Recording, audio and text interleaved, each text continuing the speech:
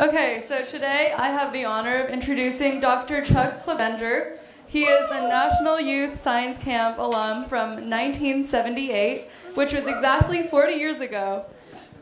He's from the Lake Minnetonka region in Minnesota. He did his undergraduate, MBA, and PhD at Northwestern University and completed a fellowship at the University of Pennsylvania. Currently, he is the Department Chair of Pathology at Virginia Commonwealth University. Some of his hobbies include cooking, hiking, playing squash, and photography. And two fun facts about him are that he has a Westie dog named Oliver and an 18-year-old son named Peter who's going to ODU in the fall. So, welcome, Dr. Chuck Clevenger.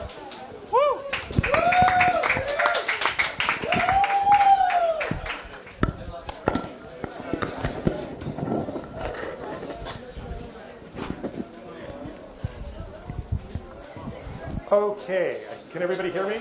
Yeah. Are we good? Thank you, Amy, for that lovely introduction. Good evening, delegates. Good evening. Okay, we know the drill. Excellent, excellent. So I'm here to kind of give you a little bit of a scientific talk, but really more of something about how I came to be. How did I get to be where I was? Because I think it can maybe provide some examples and or pitfalls that you can learn from. And we start with this introduction slide because you see I have a lot of titles, and I'm not doing that to brag, but they do tell something about me and the journey that I've had. And so we're going to start that journey now. If my slide, well, we'll do it this way. Oh, there we go. Okay, so the talk is going to be who I am, what am I about. To get where I was, it takes a team. It takes a village, right? You've heard that before. It really does. Particularly the journey of a MD, PhD, which is what I am, is a long one. It's an arduous one. It's only meant for very few people. But if you complete that course, it can be very rewarding. So we're going to talk about what our combined degrees all about. They're more than just MD, PhDs. There are a whole slew of combined degrees that I found that most of you as delegates are completely unaware of, and you should be, because if this is something that interests you, actually now is the time to start thinking about it and planning for it. I'm going to talk to you a little bit about my great passion, which is breast cancer biology and hormones in particular, and some of the work that we've done in this space. And in particular, it's going to be a story of how one can take very fundamental discoveries, molecular discoveries. My lab is a molecular endocrinology lab, and to translate those into new therapies for patients and actually make a difference. And then the final part of my talk is going to be about one of the other things I do at Virginia Commonwealth is I lead the precision genomics group and what we're doing in that space and why this is something you should pay attention to, not only in cancer biology, but in many areas of biology, because it's having a very significant and disruptive impact. Are we losing sound? Yeah, can you move the mic up to sure. A little bit higher? Yeah, it should work. Okay, how's that? Okay, so here I am. You know, it's funny, I came to this camp, and I knew in a couple weeks I'm actually going back to my 40th high school reunion. I didn't connect that it was 40 years ago that I was actually a camper. And it just kind of blew me away today, actually, when I thought about it.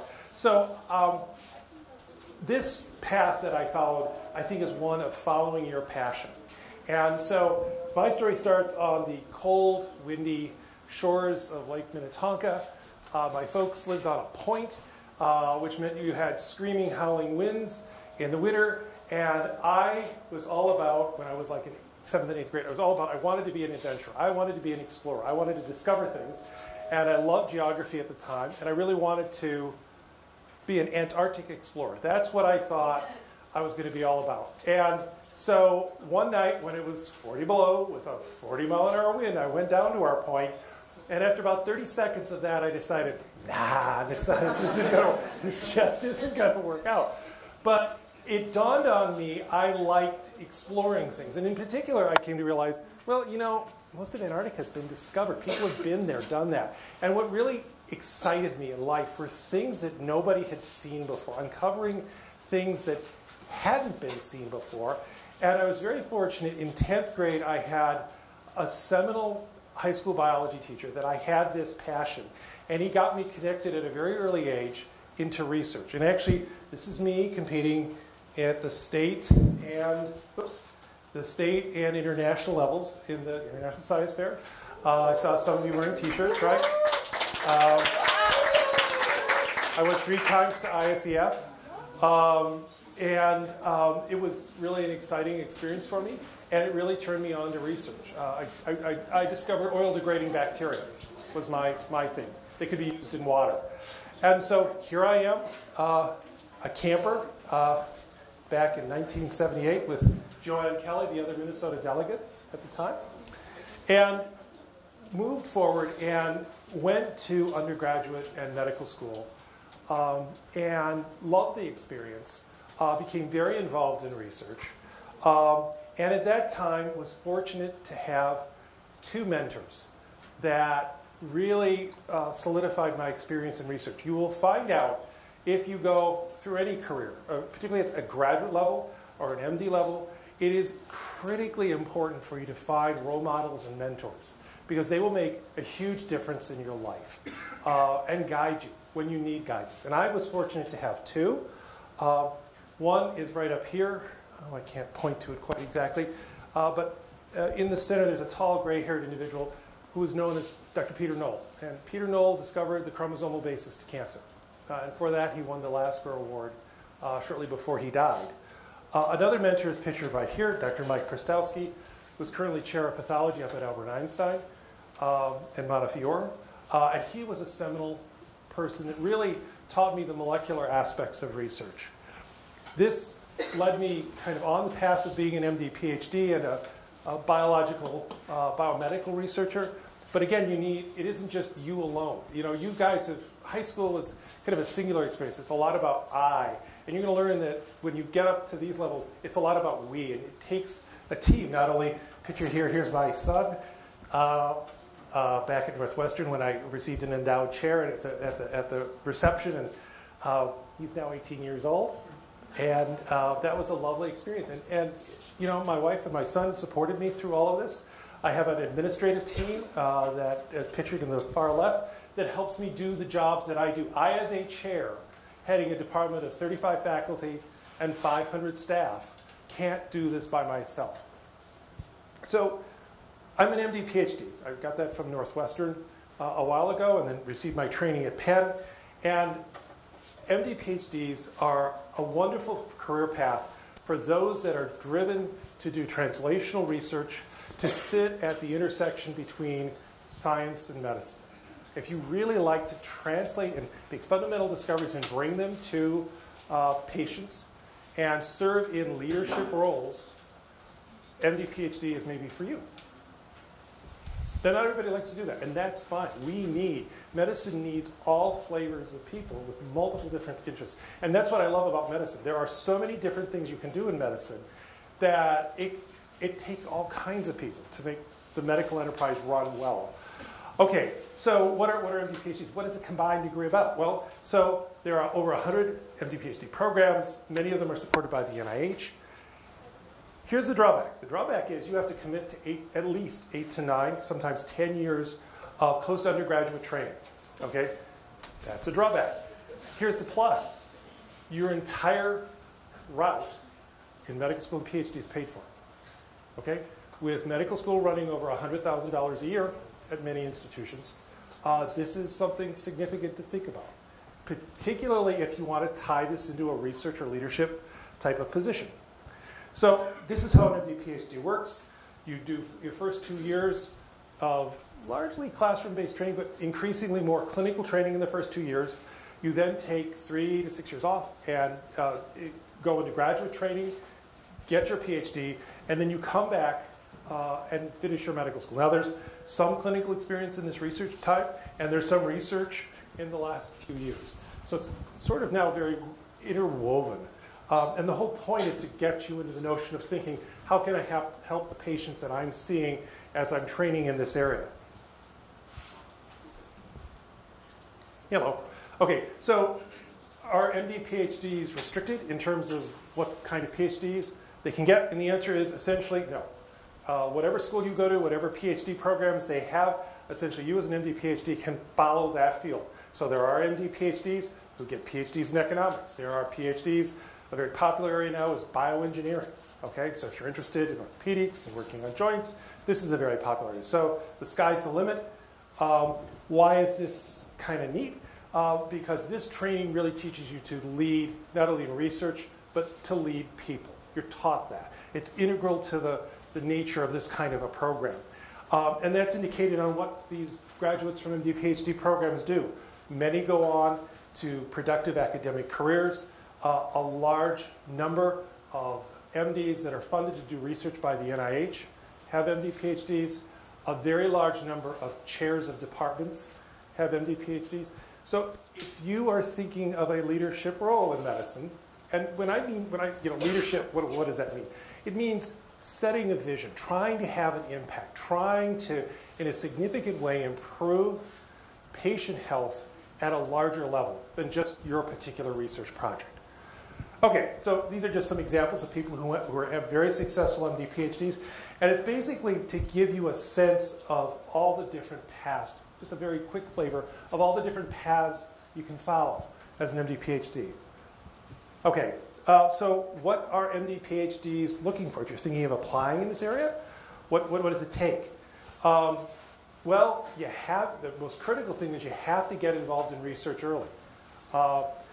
By the time you're finished, you have to have some sort of productive research experience to show for when you apply to an MD PhD program. They want people that are very serious about it. But you shouldn't just be a research head. You need to do other things as well and show outward leadership potential. And if you can do that, you stand a pretty good chance of getting into an MD PhD program. Okay, the key thing again is to have a real passion for research. Okay, this kind of, again, this is my story. I had this great passion for exploring. And I'll tell you, the biggest rush I get is when first when I did it, but now when my students did it, and they came to me and they show me the results that let you see cancer in a light that nobody's seen before.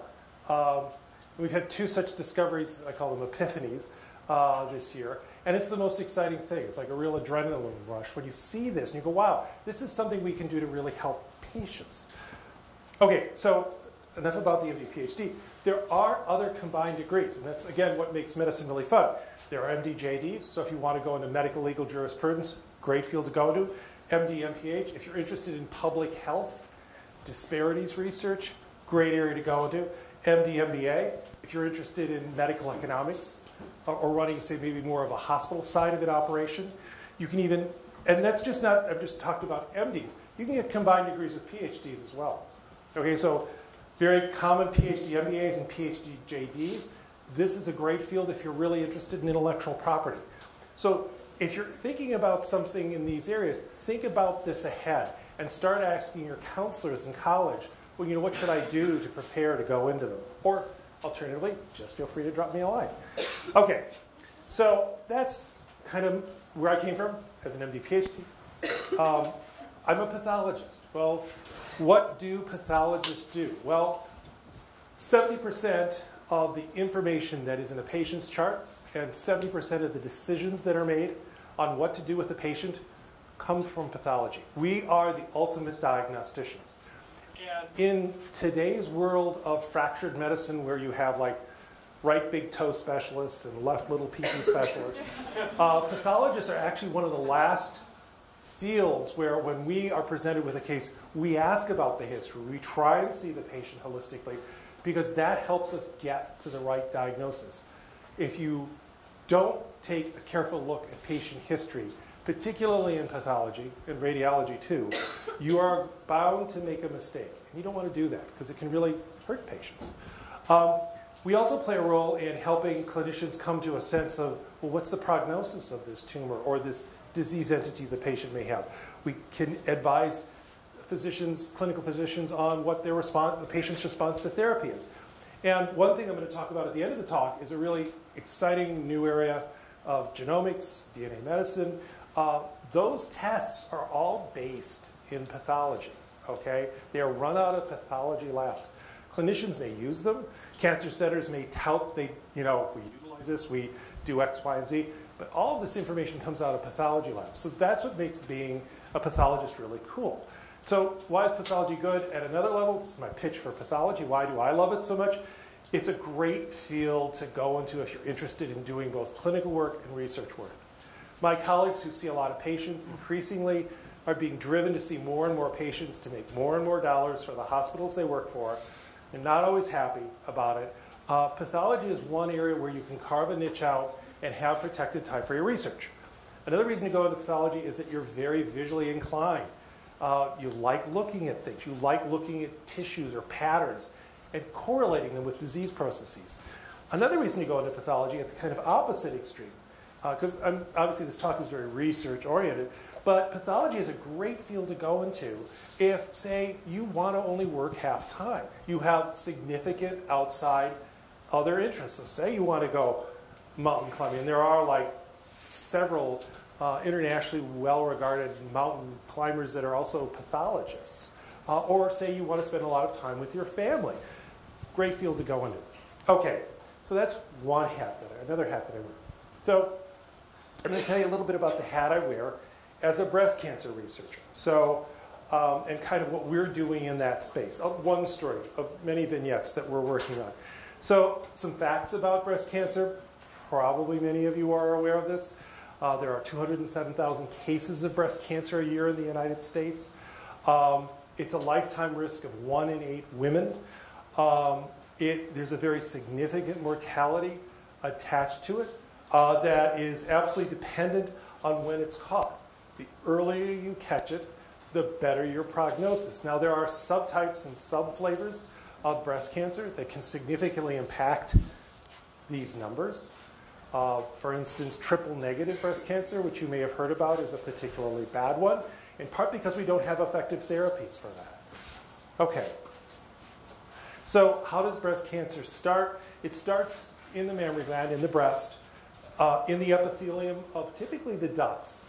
And at some point, either due to genetic mutations that one might inherit, or because of exogenous exposure, mutations occur in this epithelium, and it leads to cellular changes. And initially, there's an outgrowth of this epithelium. And this is not a cancer yet. It's not invasive. This is what's known as ductal carcinoma in situ. But it starts to, if enough time passes and additional mutations are acquired, the tumor now actually gains invasive capabilities. And remember,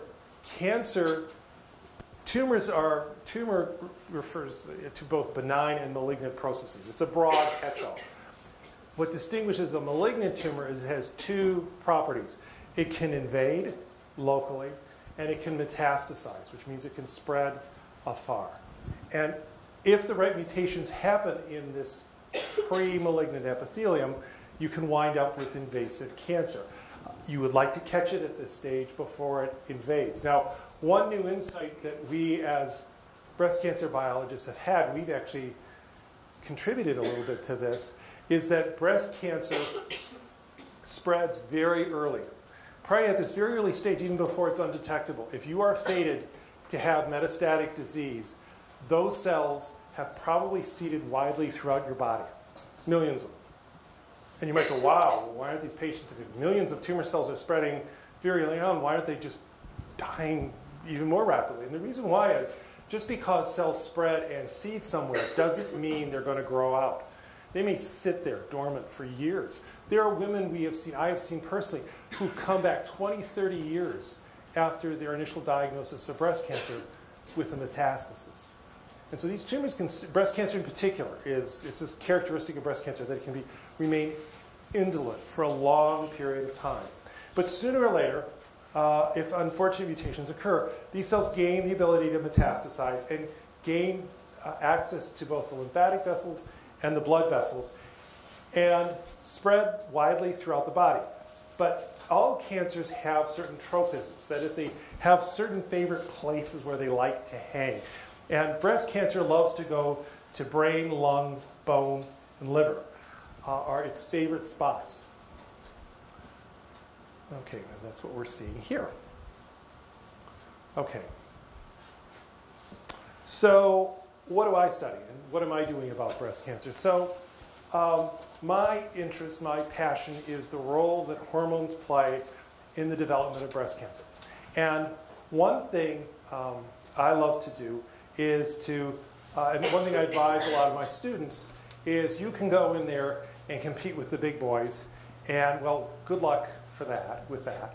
Or you can find a niche that makes you unique and singular and gives you some breathing space in your research. And that's, I think, what I've done with my career. I study a hormone that's kind of, in my mind, understudied and under-recognized.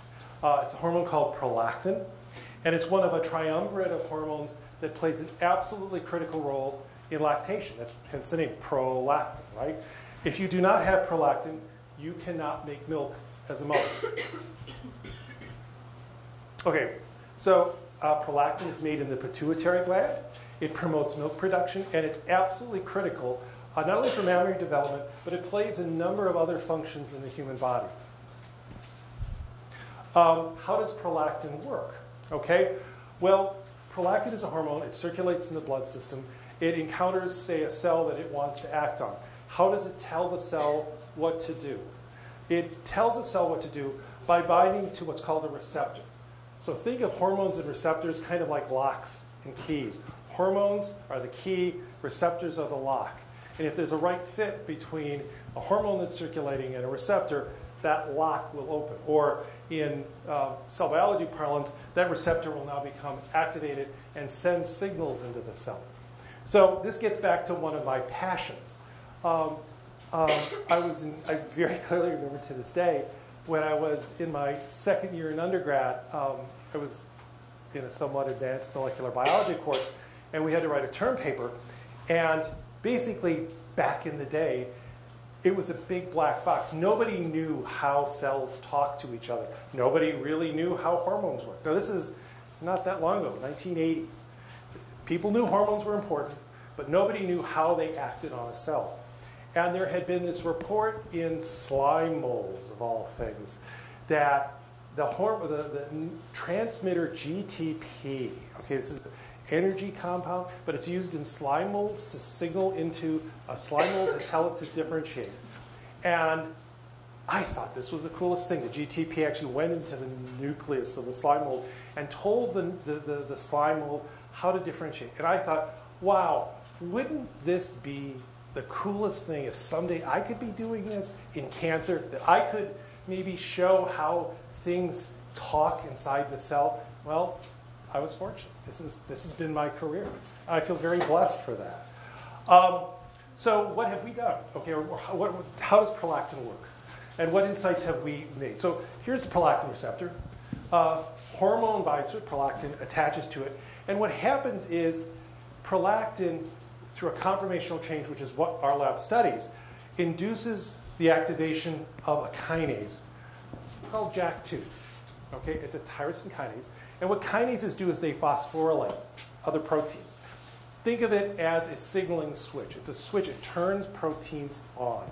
So when you're phosphorylated, you may be on. When you're dephosphorylated, you're off. So JAK becomes activated. It's a kinase, which means it can phosphorylate other proteins. And it binds a protein called STAT5.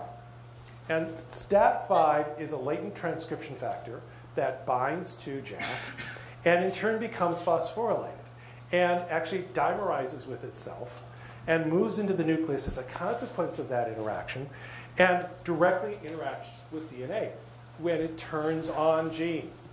Okay, and this is one of the reasons, or how, for instance, when the body is trying to tell the mammary gland to make milk for lactation, this is the pathway that's followed. It is also a pathway that's followed during malignant transformation. These same signals contribute to malignancy. Okay. There we go. Okay, so how did we come to the realization that prolactin played a role in breast cancer? So it's, again, it takes a village. This wasn't all my work. Our work built on the work of many other people. But many years ago, work in the lab of Cliff Welsh showed that if you give rodents, rats, and mice prolactin, they get breast cancer. And if you chop out their pituitary glands, they don't get breast cancer. So it really made this kind of fundamental argument early on that prolactin played a really critical role. Now we've gotten much more sophisticated as scientists. We can make what are called knockout mice. We can remove the prolactin or the prolactin receptor gene, or we can make transgenic mice where we add them in. We call these gain and loss of functions. And when you perform gain and loss of functions with prolactin or prolactin receptor, guess what you get? If you add more, you get cancer. If you remove it, you don't get cancer. So to us in the field, or at least some of us, this is pretty good evidence. There's also epidemiologic evidence in humans. I'm not going to go through all this, but that it was fortunate I collaborated with a group at Harvard University, and we showed that women in the National Nurses Health Study, a very large cohort of about 70,000 women, that women who are in the high normal range of prolactin receptor have a 2- to 3-fold increased risk of developing breast cancer. Again, more evidence. Another bit of evidence that I love to go over, and not all of this crowd may know this, is that some of you may have heard that pregnancy protects against breast cancer. And that's what this curve shows. It shows years after a woman's first birth and your risk of breast cancer. And as a function of time, particularly after 10 years, if you've given birth to a child, you do have relative protection. Your risk is lower to getting breast cancer, particularly if you have given birth to a child at an early age. At the what? At the what, sorry? Oh, if you give birth to a child at an early age. So like 18 to 20 years. Yeah, we're kind of, you know, maybe I'll hold this. Move it to the other side. Oh,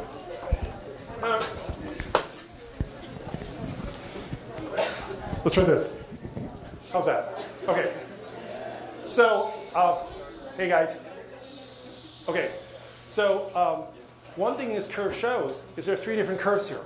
And the later you give birth, and that's what's shown here, the later you give birth, the less of a protective effect that you have from pregnancy. In fact, women who give birth after 30 years actually see no effect. And what's really interesting is that there is this actual bump, that women in the immediate postpartum period, 1 to 5 years out, are actually at increased risk for developing breast cancer. Okay, well, how does that relate to prolactin? Well, if you look at levels of prolactin in the blood, there's a really strong correlation between a woman's giving birth and her levels of prolactin. So age at birth, prolactin, and the protective effects against breast cancer are tightly interwoven, okay? And with each, so the point being that with each pregnancy that a woman has, prolactin levels are reduced. So one line of thought is that the protection that one sees from pregnancy is because as a consequence of a term pregnancy, prolactin levels are reduced. Okay, so just some fun biology here. Here we're growing breast cancer cells. And I don't think it takes an MD PhD to see that in the absence of prolactin, cells grow, but they grow a whole lot better with prolactin on them. Similarly, what the panel on the right is showing is that if you block the prolactin receptor, keep it from working, breast cancer cells don't grow so well. We're just going to focus on these panels on the right. This is an immunohistochemical stain. The more the browner the specimen, the more there is of that protein. Here we're looking at the prolactin receptor. And you can see in malignant breast tissues, they have a lot more of the receptor for prolactin. So that means they get a lot, when prolactin binds to a breast cancer cell, there's more of the receptor to do what prolactin does in breast cancer cells. Okay, so what's been one of our fundamental discoveries and how have we translated it? So this was kind of gone through the state of the art of how the prolactin receptor works. It works through JAK-STAT. But there's been a singular issue that our lab identified about 12 years ago, which is prolactin binds to its receptor, and then the JAK kinase gets activated. And to put it in shorthand, scientific shorthand, basically what people were saying, well, is, prolactin binds, a miracle occurs, and JAK2 gets activated. Nobody still knows really how this kinase gets turned on, which is the keystone to all of prolactin's action in breast cancer. And science abhors miracles. We like to understand what is the basis for events in life. So we sought to identify what was going on. We can talk about how we molecularly determined it, but we identified a key protein called cyclophilin A, or CYP-A, plays a critical role. It's this really cool protein that causes proteins to twist. It's a pearl-isomerase. And by causing proteins to switch, it acts, or to twist, it turns proteins on and off. It's another signaling switch. And our lab showed that this is absolutely critical for prolactin receptor action in both normal mammary epithelium and in breast cancer. So here's a bit of background. I'm not going to go into all this. Cyclophilin A is this pearl-isomerase, so for all the chemistry wonks in the crowd, it causes a rotation around the proline imide bond of 180 degrees, from a cis to a trans position.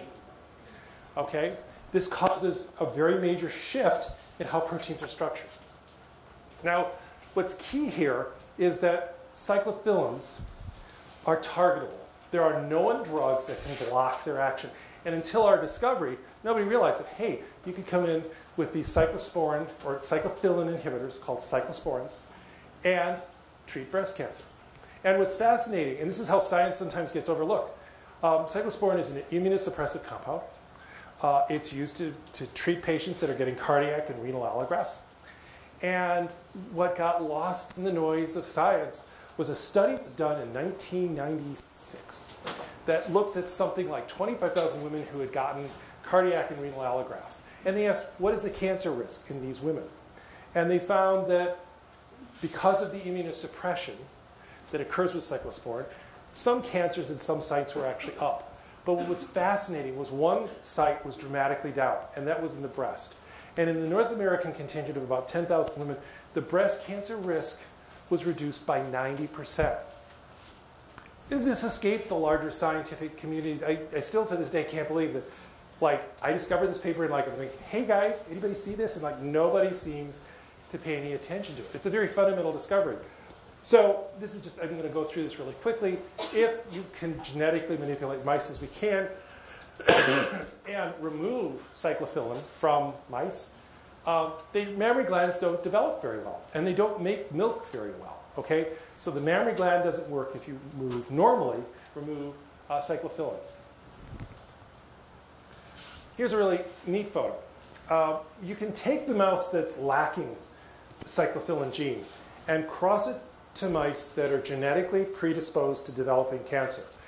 Here we've crossed it to a mouse called the ERB2 mouse. It overexpresses an activated form of a kinase receptor that causes these mice to get breast cancer at a relatively early age of about 30 weeks.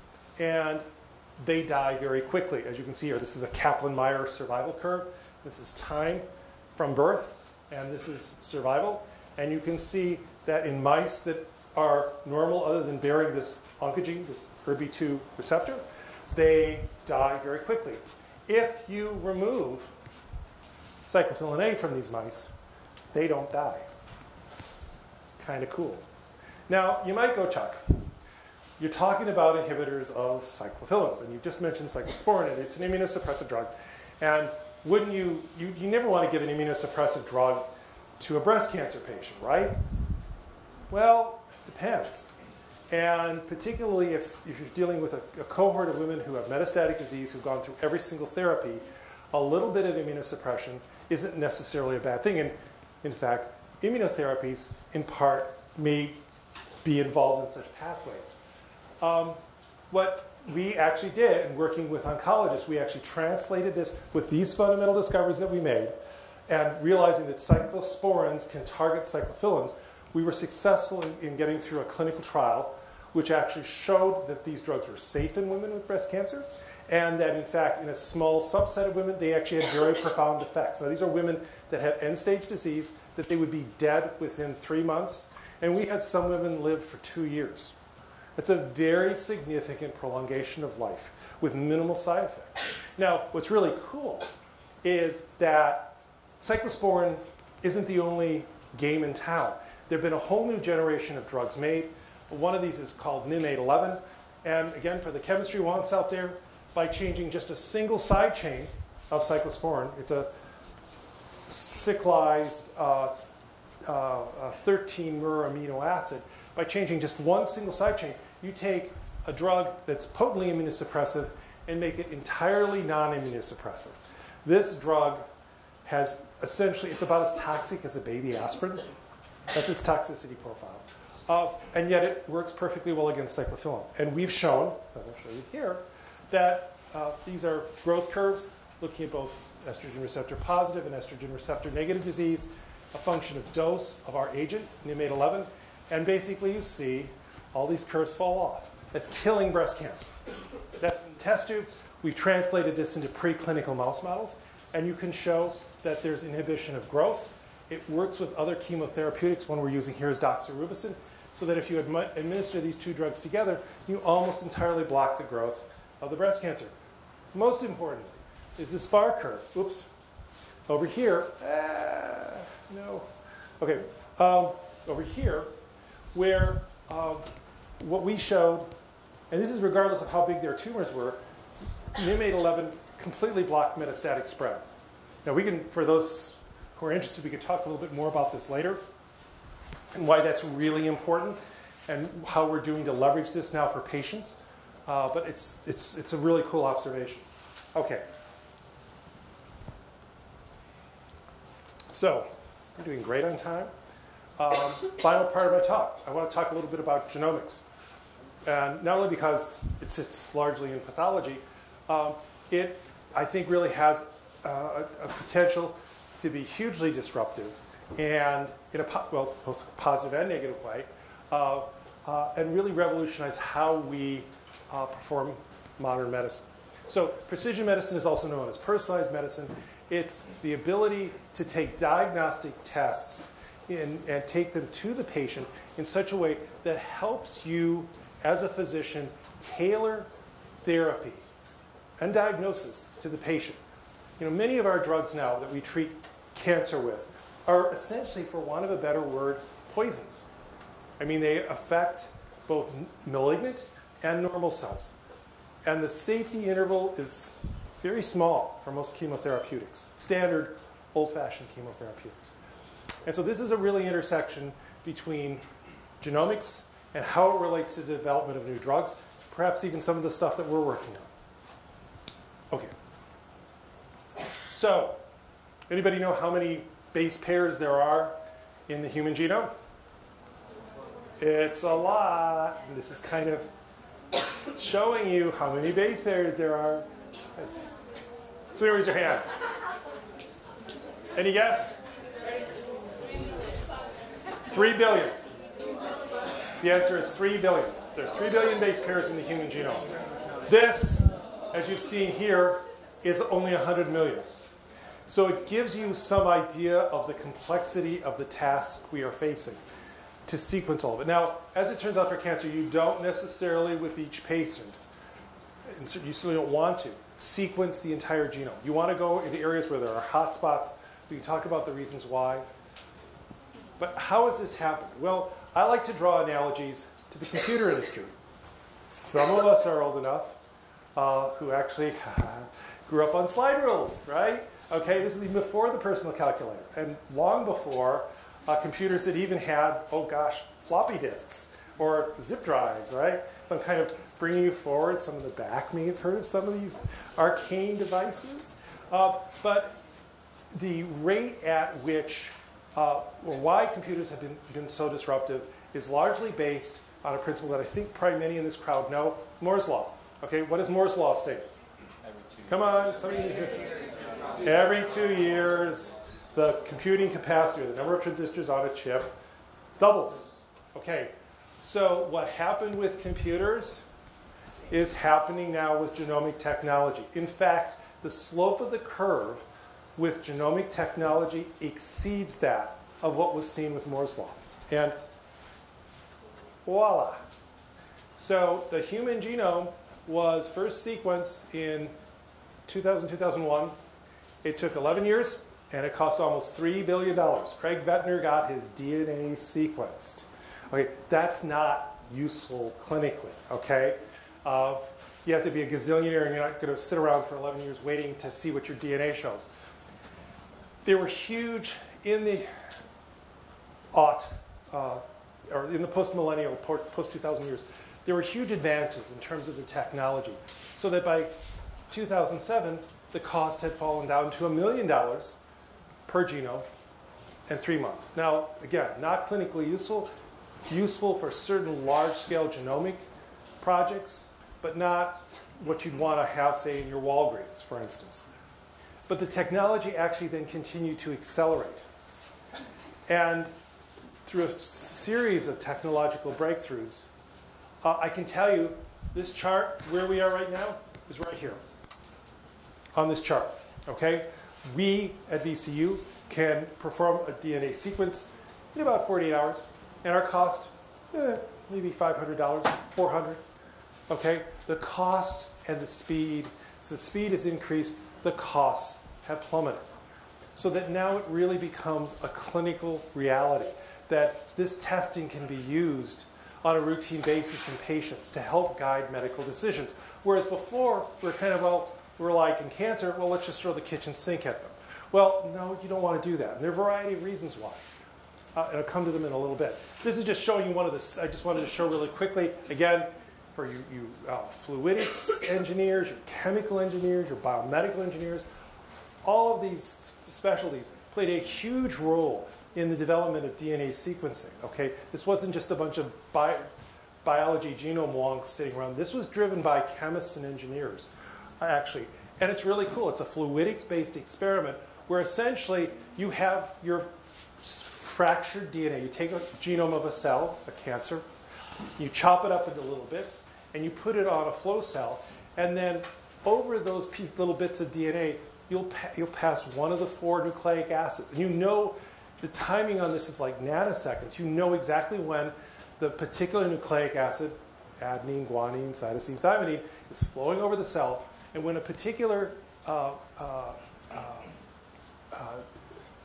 nucleotide passes over in the presence of a DNA synthase, this will get incorporated into the DNA. And when the nucleic acid gets integrated into DNA, it releases hydrogen.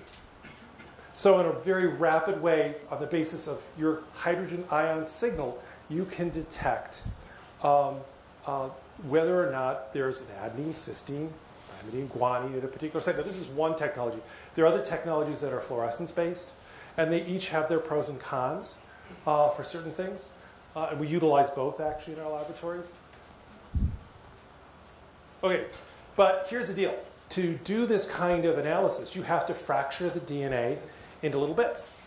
And at best, on any given bit of DNA that's put down onto the flow cell from your cancer cell, it can only read about 300 to 400, if you're really lucky, up to 700 base pairs. Okay? Well, the genome is 3 billion base pairs long. So how does it do it? This is where computer informaticists were absolutely critical, because it's a little like this. It's like doing, it's not a crossword puzzle back there. It's like doing a big crossword puzzle, right? You've got hundreds of millions of bits of DNA, all that are 300 to 400 base pairs long, many of them duplicative, many of them overlapping.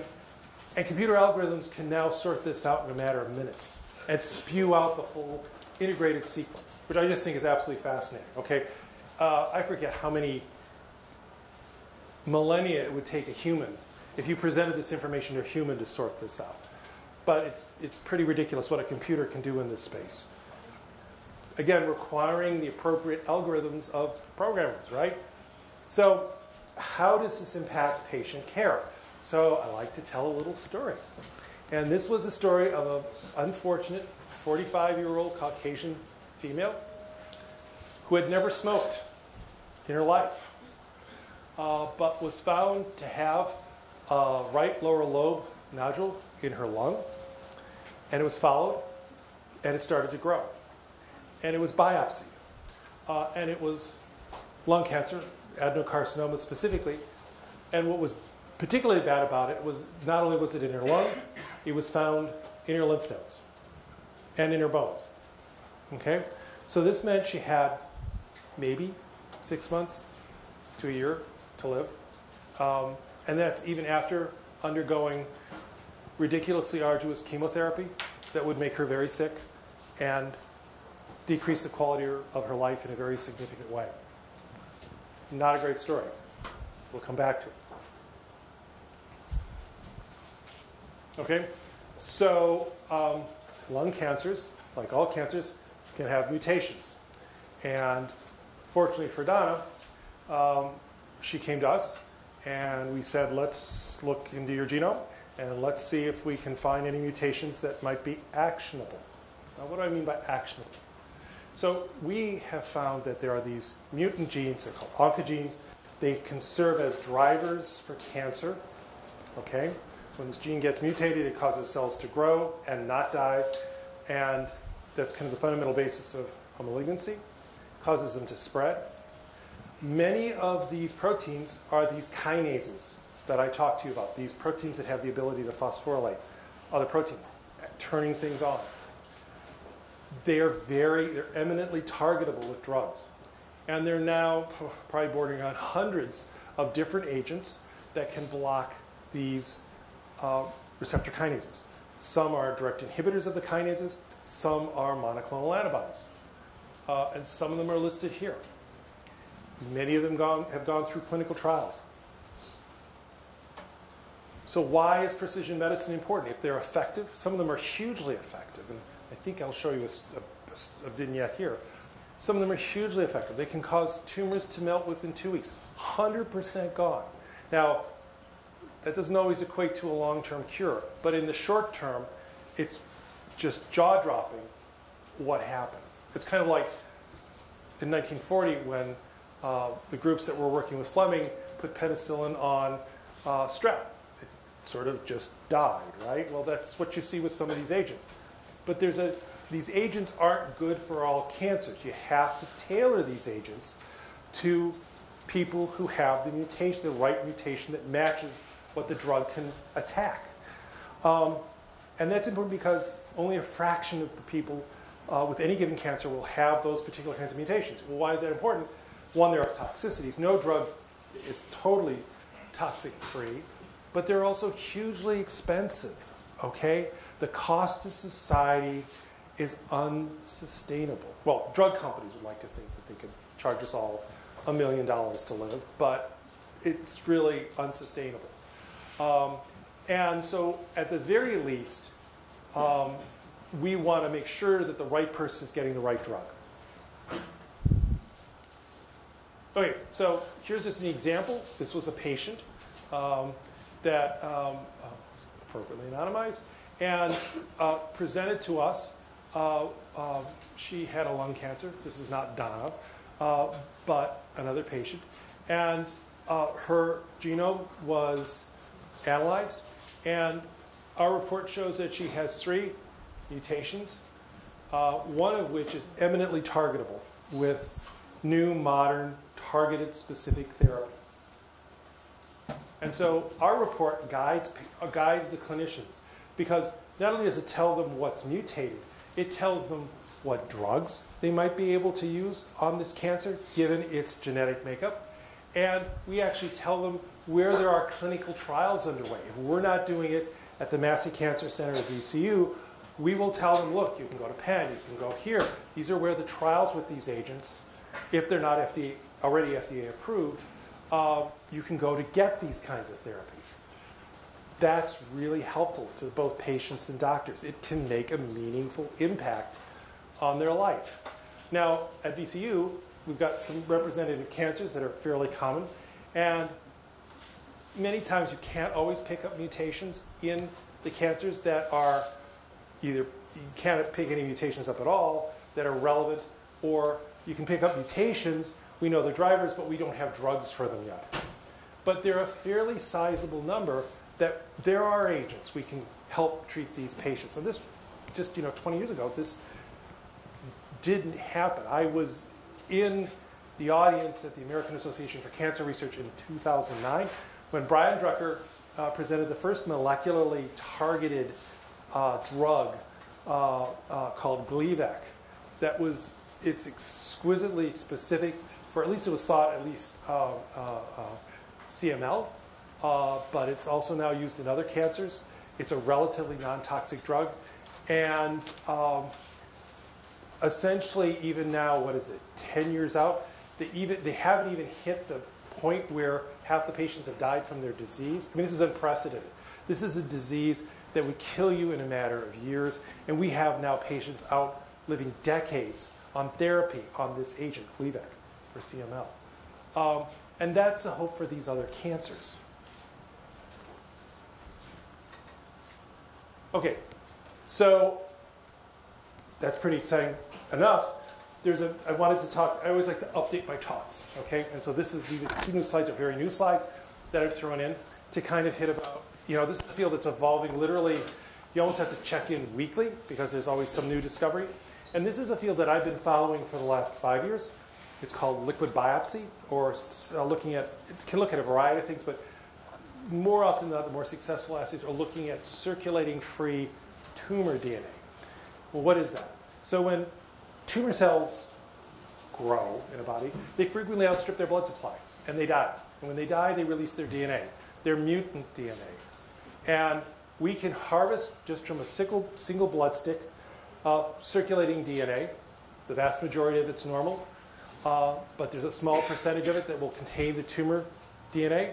And when you can focus as you can with precision genomics and do on the order of 200 or 300 million reads on a single sample, you can detect that needle in the haystack.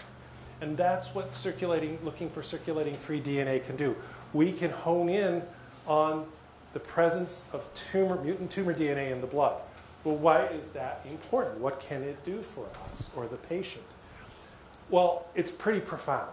For cancer screening, it can perhaps provide a very new window on early detection of cancer. In cancer that's already been diagnosed, it can give us an indication of how the propensity of the cancer to spread or metastasize. It can help in a person that has metastatic cancer for detecting whether the cancer has recurred. And if it's recurred, what new drugs might we treat it with? So just because you've been put on one of these new modern therapies and the cancer recurs, doesn't mean that's the end of the road. I personally know cancer patients that have had 3 different molecular therapies, and each one led to a year or 2 of disease-free survival. They should have been dead. They're now at 6 years. Now, it's at a huge cost to society, right? But it's pretty spectacular.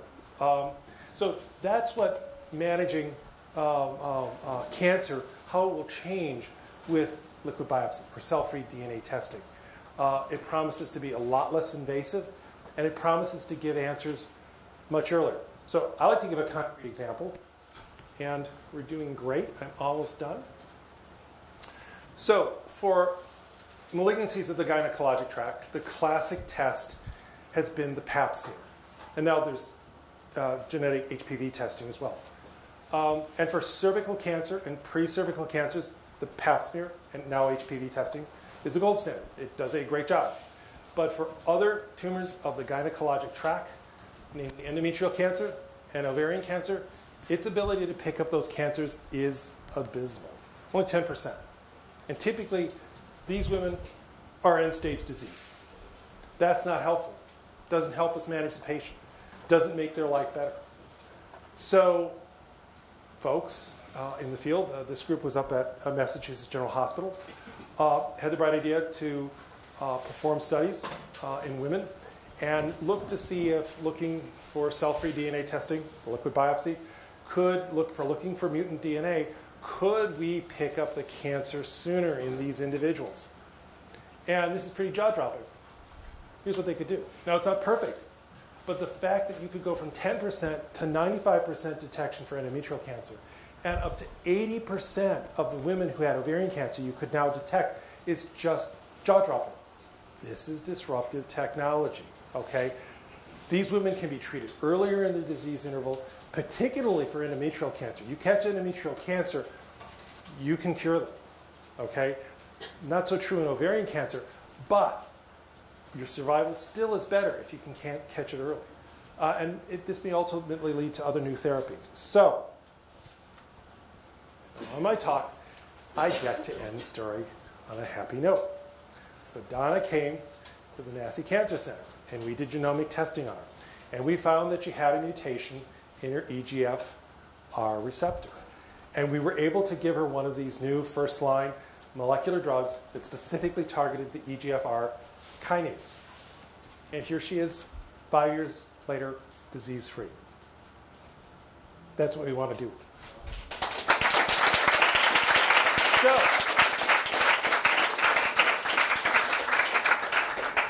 this is my lab at Northwestern. I moved to Richmond about 5 years ago. Again, it takes a team, and this was my group of technicians, undergraduates, graduates, and postdocs that were working in the lab, and they all played a critical role in this story. So with that, I'll end my talk and ask for any questions. Thank you all.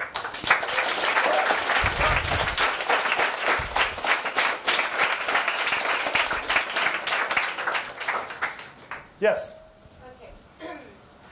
So, with what you said, I have also read an article that said that women that don't get pregnant are most likely to get breast cancer. Correct. Okay. Also, and women that have endometriosis are more likely to have breast cancer.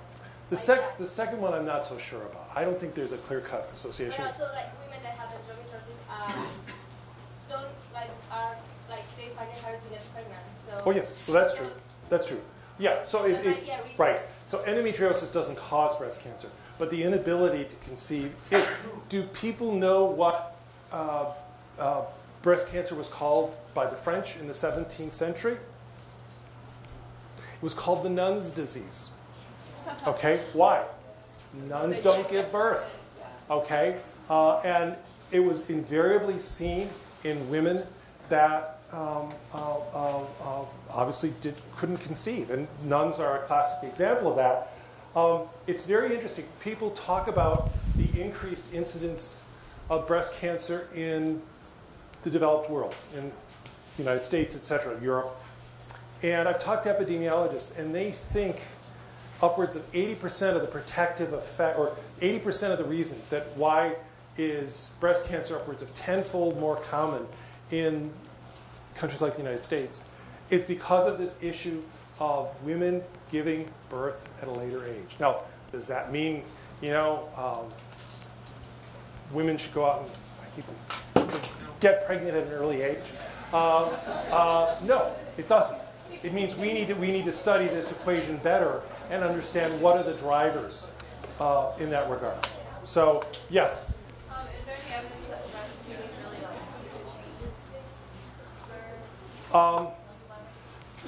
No, I don't think so. What I think the evidence shows is that full-term pregnancy is what is the driver of protection on the changes that it occurs in the mammary gland. Now, again, there's evidence also, though, remember, that in the short term, pregnancy actually increases the risk of breast cancer. And that's a fascinating story. It's a story of what's called pregnancy-associated breast cancer. It unfortunately occurs in a very small subset of young women. The course of their disease tends to be a bit more aggressive. And this is thought to be due to changes that occur, not during lactation so much, but in the post-lactation state. We can talk about that. It's a very complex time. The mammary gland has made all these alveoli, it's making massive quantities of milk, and all of a sudden the hormones are withdrawn very suddenly, and the mammary gland has to basically collapse on itself very quickly. And it's thought that process may actually contribute in certain ways to the malignant process. I want to try and spread around over there. So you said with MD and PhD, you were able to have time for extracurricular activities. In pathology. Yeah. Would it be possible for one to also be able to take on patients for great question. Great question. So I've had the good fortune to know a lot of MD PhDs. And with an MD PhD, you can follow multiple paths. And two paths for success are either you focus more on research, as I have, not exclusively, but 80% research, 20% clinic, or you do the converse. You do 80% clinic, maybe like clinical trials, and 20% research. people in both categories can be very successful. It can be rewarding to people in own unique ways. The best way to fail as an MD, PhD is to think you can do 50-50. That you can, I'm so good, I can outcompete both MDs and PhDs. You remember, you've got PhDs who are absolutely every bit as bright as you are, but they're spending 100% of their time focused on the same project that you are. Who's going to win that race? It ain't going to be you. And so the few MD, PhDs that I've seen that have not had initial successes in their careers were folks that tried to do 50-50. Now, they're bright. They all landed on their feet ultimately when they realized the error of their ways. But, you know, you don't need that. You can learn from what mistakes other people have made. So it reminds me, there's one anecdote I love to tell, and I always have to tell it to every camp because it's very personal to me. It was mentioned that I love cooking, right? And it's a funny little observation I made, and it isn't just MD, PhDs, it's PhDs, it's general laboratorians. And it has been, and I know some people are going to say, well, no, it's not true, I haven't seen that. I have, and all my students, at least in the biochemical field, and that is the best students I've ever had also are cooks. And you might go, well, why is that? And the reason why is, I think there are two reasons. One is you tolerate or love boring, repetitive hand motions. Okay, right? Cooking, chopping, biochemistry or cell culture, a lot of pipetting, boring, repetitive hand actions. The other reason is successful students, what I call green thumb students, just like a good chef. A good chef can be given a recipe, and they can see through the issues in the recipe and see beyond it and add to it and make a good dish even better. And a good graduate student or postdoc can do exactly the same thing. They can be given a protocol. It may not work right the first time. They maybe get okay results. The recipe may come out kind of middling, but they can think about it and can see beyond that and then edit that protocol so that now they get to where they need to be. And that's where I think, I know there are good people who probably are great PhD researchers that absolutely abhor cooking. But I find that it's an interesting predictor of success. Yes? So you said that beginning cycle is effective in helping treat breast cancer. Yes. Now, if you take that and create a similar inhibitor and administer it similar to a vaccine to head it off before women have a chance to get breast cancer, or would that be too damaging? So the question was, just if you can't hear it all there, could we make a vaccine or make an antibody to cyclophilin and perhaps block disease progression beforehand? There are two reasons we can't. One, cyclophilin is an intracellular protein. And the immune system and antibodies only recognize things that are expressed on the cell surface. Now, cells die, and proteins are expressed as intracellular proteins are expressed as a function of cell death. But cyclophilin isn't mutated. And so if it's not a mutant protein that the human body recognizes as foreign, it's not going to work. What was the other reason? I think that those are the big reasons I would say. So that's where targeted small molecule therapy is a big deal. There are a lot of therapies coming out, but the two favorite of biopharma right now are either monoclonal antibodies or small targeted inhibitors. I mean, again, most people don't like needles. Most people don't like to sit and get IV drips. Ideally, you want a small pill that's orally bioavailable. But that's a whole process on itself. If some of you are interested, I can talk about drug development at great lengths and the pitfalls of pushing a drug through to therapy, to actual therapy. There's a huge approval pathway that you have to go through. There are all kinds of characteristics that you try and seek in a small molecule, and it's not trivial. Okay, somebody in the front. You said that to be accepted into an MD PhD program, we Yes. have to have a lot of early experience with research. Yes, early What would you recommend to get that experience? I think in your freshman year, you really need to focus on just being a freshman. The mistake that freshmen many times make is they try and do too much too early, and they get burnt out, and bad things happen, and bad things just happen. And I think it's really important, freshman year, just enjoy college and get really situated. But maybe start asking around about research experiences so that when you get into your second and third year, you've identified a research mentor that you can approach and ask if you could work in their lab. Most universities, good universities now have lists of researchers that undergraduates can work with, both in the undergraduate college and in a medical school, if there's one associated with it. But the whole thing is to start thinking about it now, because too often, sometimes I'm approached by students that are in their 4th year, they haven't done a lot of research. Sure, they're bright, they have all A's, and you know they're going to get great scores on their MCATs, but just great scores on MCATs and great grades are not going to get you into an MD PhD program. Yeah, Ernesto. So there are 2 questions. The first one is the free DNA in the blood. Does it work for any type of cancer? So does the DNA that's circulating in the blood, is it seen in all cancers? And the answer is yeah, pretty much. This is a process known as necrosis. Some of you may have heard about it a little bit today in our directed study. Necrosis is when cells die, and in tumors, a common reason why tumor cells die, even in the absence of chemotherapy, is that tumor blood vessels are abnormal. And they don't supply typically adequate amounts of nutrition to a cancer cell, to a tumor. And so you have cells dying, even in an untreated cancer. And when they die, when you die a death of necrosis, your cell membranes rupture, and all your guts spill out, sort of a cell. And this presents that cell to the immune system. That's what triggers an immune response, but it's also what, not only does it trigger an immune response, the DNA will come out of the cell, and that will circulate in the blood. And that's what we can detect. Okay? Did you have a second question? Another. This blood test, I mean, is cheap. Can we do it in every lab? Or is there one that's been FDA approved? No, it's in the research only space, but people are pushing on this hard and fast. And I'll tell you, probably in the next year or 2, there will be FDA approved uses for these agents. The first one will be lung cancer. We are doing this now at VCU. Again, it's in the kind of research-only space with the notion that as more data and more trials are done, it'll get FDA approval, and then it can be widespread.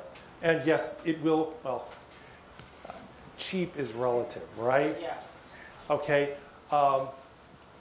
And then in the United States, there's the added issue of are you insured or are you uninsured? And how does it get covered? And, you know, there are all kinds of politics I don't want to get into. The cost to us as a lab for many of these tests are probably in the order of $100 to $300. That's not what the patient gets charged. And we can't charge less than that. That's actually a rule in the United States. You cannot charge less than the cost of a test. You have to actually, at the very least, the rock bottom you can go is what the test costs you. If you don't do that, that's known as an inducement, and you can get into major trouble with the feds. So, yes? Have there been any studies done, like comparing the risks of getting breast cancer from women who choose to breastfeed and those who don't? And then how does the risk change after having multiple children instead of just one? The breastfeeding per se, lactation, is not protective. It's having a child, bringing a child to full term. So parturition is what's protective. The mammary gland goes through immense changes up to the point of lactating, and those changes seem to be sufficient to provide the protective effect. Now, your other question is, yes, multiple pregnancies do seem to be somewhat summative in terms of their protective effect. And what's interesting about that is with each pregnancy that a woman has, prolactin levels successively decrease. So there's this really, no, it's not, let's be scientific here. It's correlative, it's not causative, but it's an interesting correlation nevertheless. Okay, I want to be fair on all the sides. Somebody over there. Yeah. How does diet affect the prevalence of cancer? Great question. So how does diet affect the prevalence of cancer? Very much so. And it's thought to maybe contribute to the problem in the United States to a certain extent. So diet, particularly in the form of obesity. Okay, so what's wrong with obesity and breast cancer? Twofold. One, obese women tend to make more estrogen. Estrogen can be synthesized locally in fatty tissues. The other reason is that fat cells themselves you know, in the old days, 5 years ago, it was thought that fat cells were kind of like these inert things that basically sopped up excess energy and stored fat, yada, yada, yada. And that was the kind of end of the story. Totally changed, total sea change. It's very well recognized now that fat cells, adipocytes, are tightly regulated by hormones. And in turn, fat cells themselves can secrete factors that affect your food balance, the TAD, the whole 9 yards, but can also interact with receptors on breast epithelium. And some of these have been implicated in the pathogenesis of breast cancer. So you get a double whammy, right? You get these other growth factors and you get extra estrogen. And so yes, obese women have a somewhat increased propensity to developing breast cancer.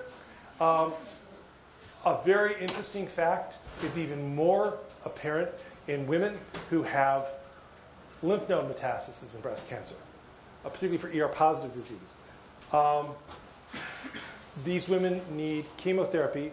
It hasn't spread distantly, but it's spread to the lymph node, and they all get chemotherapy, right, to kill those metastatic cells.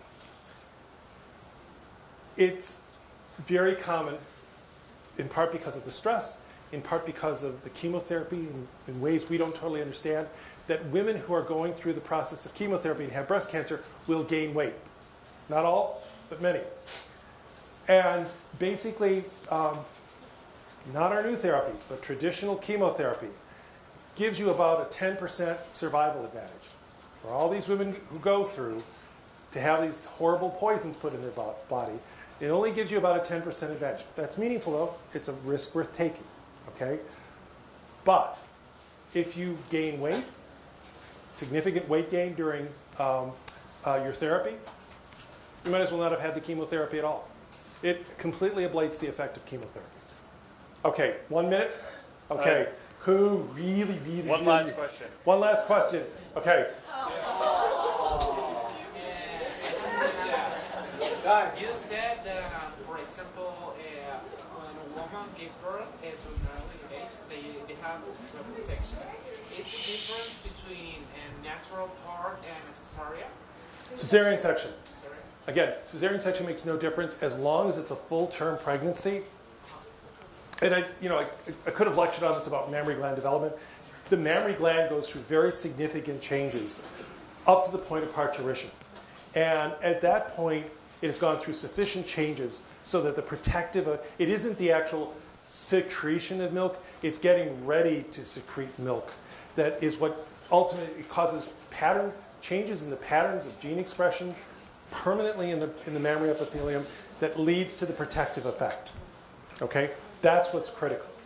Okay? So listen, folks, I'm going to be here through Wednesday lunch.